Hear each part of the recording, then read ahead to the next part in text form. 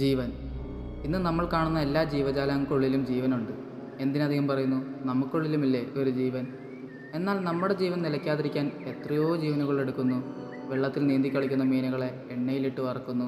അരിയും ചോറും കൊത്തിപ്പെറുക്കി തിന്നുന്ന കോഴികളെ ചോറിനോടൊപ്പം കറി വെച്ച് തിന്നുന്നു.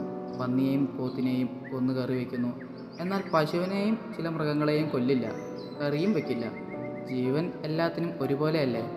കൊല്ലുവാണെങ്കിൽ എല്ലാത്തിനും കൊല്ലണ്ടേ? എല്ലാം എന്ന് പറഞ്ഞാൽ എല്ലാത്തിനെയും.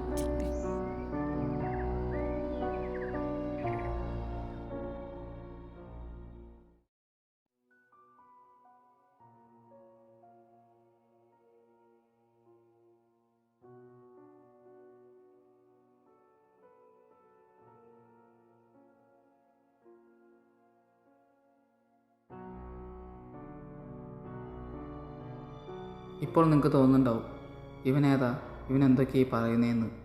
എൻ്റെ പേര് ജോ. എൻ്റെ ചുറ്റിനുമുള്ളവരുടെ പ്രശ്നം ഇതുതന്നെയാണ്. ആർക്കും എന്നെ മനസ്സിലാവുന്നില്ല. അല്ലെങ്കിൽ തന്നെ നമ്മുടെ തൊട്ടടുത്തുള്ളവനെ മൊത്തത്തിൽ മനസ്സിലാക്കാൻ കഴിയുമോ? അവൻ എന്ത് പറയുന്നു അല്ലെങ്കിൽ എന്ത് ചെയ്യുന്നു എന്ന് ആരെങ്കിലും മനസ്സിലാക്കാറുണ്ടോ? അവൻ എങ്ങനെ ചെയ്യുന്നു, എങ്ങനെ പറയുന്നു എന്നല്ലേ നോക്കാറുള്ളൂ.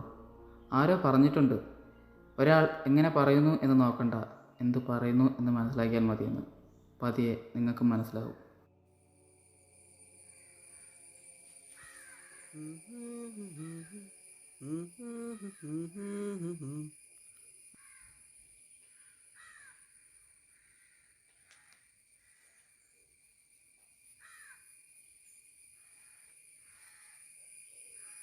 മോനേടാ, നിന്നെ കണ്ടിട്ട് കുറെ നാളായല്ലോ. അതിനെ താൻ ഇതിനു മുമ്പ് എന്നെ കണ്ടിട്ടുണ്ടോ? ആ, അതില്ല. ചേട്ടൻ എവിടെയായിരുന്നു? ഓ, ഞാൻ ഇവിടെയൊക്കെ തന്നെ ഉണ്ടായിരുന്നടേ. ഇവിടെ ആരും ഇല്ലേ ഇവിടെ? തൻ്റെ കണ്ണിൽ കുരുവാണോ ഞാനിവിടെ നിൽക്കുന്നത്? കണ്ടൂടെ? അതല്ലടാ, അച്ഛനമ്മയൊന്നുമില്ല ഇവിടെ. അവരൊക്കെ ഒരു യാത്ര അയക്കാം. അല്ല, അവരവിടെ പോയി? എല്ലാം അറിയണോ? അല്ല, അങ്ങനെയൊന്നുമില്ല. അവരെപ്പോ വരുമെന്ന് അറിയാൻ വേണ്ടിട്ടാണ്. എന്തിനാ ആ സമയത്ത് വലിഞ്ഞേറി വരാനോ? പുല്ല് ചോദിക്കണ്ടായിരുന്നു. ആ എടാ, പിന്നെ നീ അധികം പുറത്തേക്കൊന്നും ഇറങ്ങാൻ നിൽക്കണ്ട കേട്ടോ. ഇവിടെ ഏതോ തട്ടിക്കൊണ്ടുപോണ ടീംസ് ഒക്കെ ഇറങ്ങിയിട്ടുണ്ടെന്നാ പറഞ്ഞ കേട്ടെ. നീ എന്തായാലും ഒന്ന് സൂക്ഷിച്ചോ. എടാ, പിന്നെ ആ പെണ്ണിന് ഏതോ ചെക്കനായിട്ട് എന്തോ കണക്ഷനൊക്കെ ഉണ്ടെന്ന് കേൾക്കുന്നു. അവൾ ആ പയ്യനായിട്ട് ഒളിച്ചോടിയെന്നോ കല്യാണം കഴിച്ചെന്നോ എന്നൊക്കെ കേൾക്കുന്നുണ്ട്. അവളുടെ വീട്ടിൽ സമ്മതിക്കാത്താറ് കൊണ്ടാന്ന് തോന്നുന്നുണ്ട്. അവളെ കണ്ടറിഞ്ഞു വിടറ, അവളൊരു പോക്ക് കേസാന്ന്. ആടാ, നീ എന്താവശ്യമുണ്ടെങ്കിലും എന്നെ വിളിച്ചോട്ടോ. കള്ളപ്പന്നി, അവനെ കണ്ടറിഞ്ഞൂടെ കഞ്ചാവാന്ന്. ചേട്ടോ, എന്നാ മോനെ? ഒരു ചായ കുടിച്ചിട്ട് വാ. പിന്നെന്താ?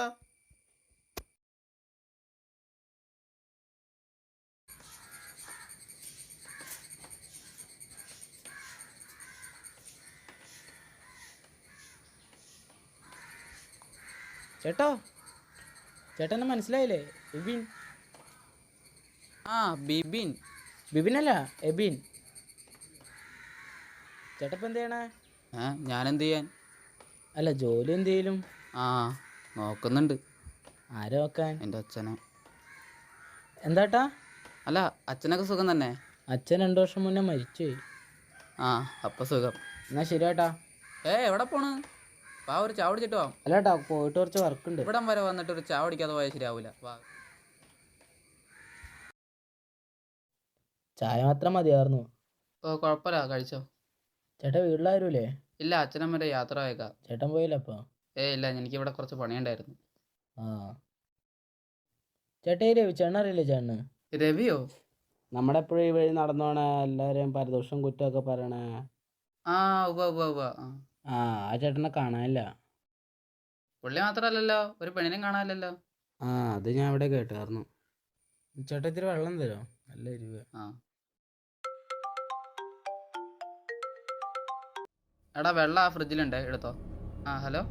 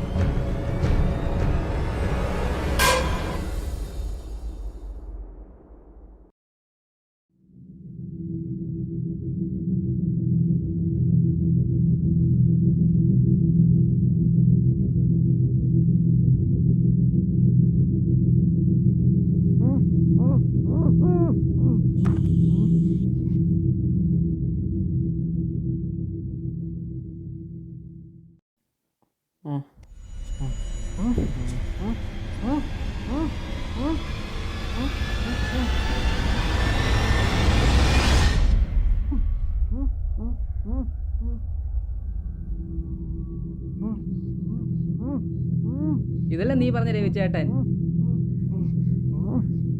ആ, എനിക്ക് അവൻ്റെ ഒച്ചയും സംസാരം ഒട്ടും ഇഷ്ടമായില്ല. അതുകൊണ്ട് ഞാൻ അവൻ്റെ നാക്കം ഇങ്ങോട്ട് പിഴുതെടുത്തു.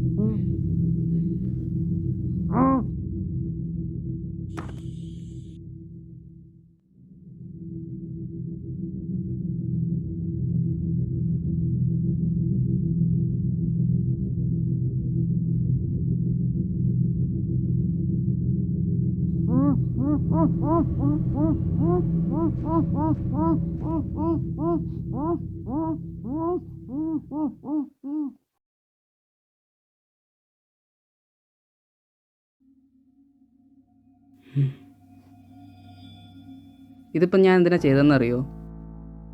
ഇനി നീ ഇവിടെ കിടന്ന് ഒച്ച വയ്ക്കാനോ അല്ലെങ്കിൽ എന്നെ അറ്റാക്ക് ചെയ്യാനോ ശ്രമിച്ചാൽ നിൻ്റെ കയ്യിലെ ഓരോ വിരലായിട്ട് ഞാൻ പറിച്ചെടുക്കും. ഇനി അഥവാ ഇവിടെ ആൾ കൂടിയാൽ ദേ ഇരിക്കുന്ന ഉളിയുണ്ടോ, അത് ഞാൻ നിൻ്റെ നിർഗന്ധത്തിൽ അടിച്ചു കറക്കും. എന്നിട്ടേ ഞാൻ ആൾക്കാർക്ക് പിടി കൊടുക്കൂ.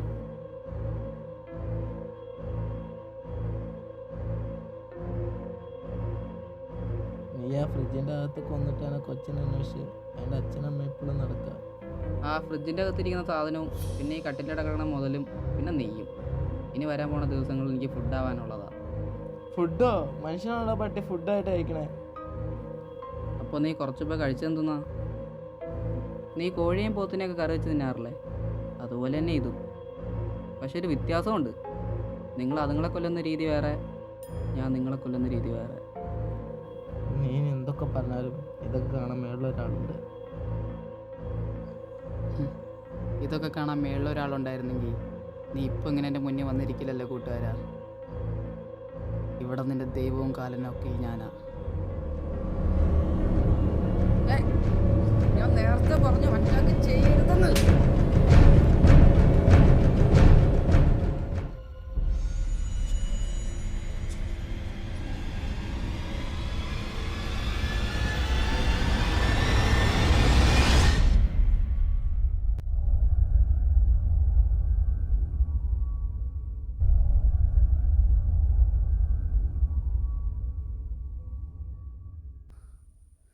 മതി, എനിക്ക് മടുത്തു.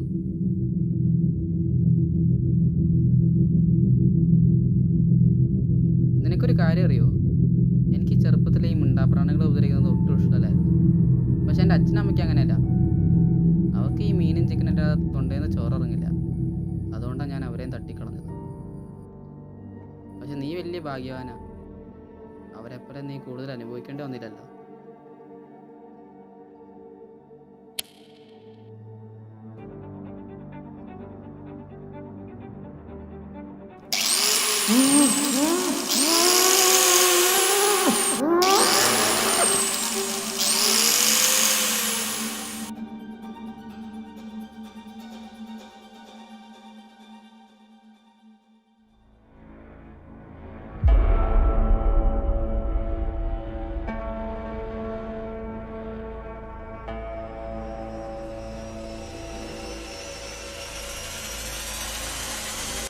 കൊല്ലുവാണെങ്കിൽ എല്ലാത്തിനെയും കൊല്ലണം.